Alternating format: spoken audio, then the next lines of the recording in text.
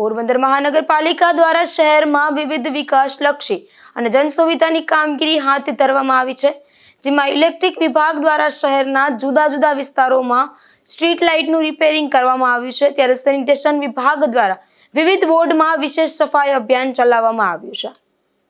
Commissioner Prajapati તથા નાયબ municipal commissioner ચતુર્વેદીની સૂચના અનુસાર ઇલેક્ટ્રિક વિભાગ દ્વારા જુદા જુદા વોર્ડના વિસ્તારો જેવા કે છાયા વિસ્તાર, પરેશનગર, ધનલક્ષ્મી, વનાણા વિસ્તાર, ચુંડાળા, નવી ખડપેટ સહિતના જુદા જુદા વિસ્તારોમાં કુલ 68 સ્ટ્રીટ લાઇટોનું રિપેરિંગ કરવામાં આવેલ છે, તેમજ વોટર વર્કર્સ વિભાગ દ્વારા ઠકરાર હોસ્પિટલની પાણીની લાઇન રિપેરિંગ,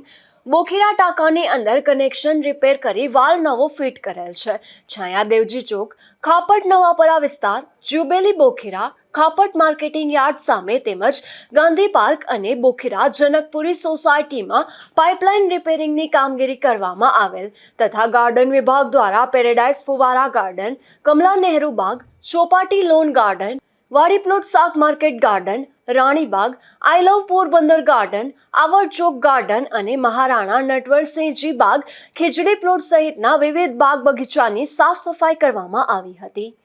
નિપુલ પોપટ સાથે અશોક ધાનકી, ગુજરાત ન્યૂઝ, પોરબંદર।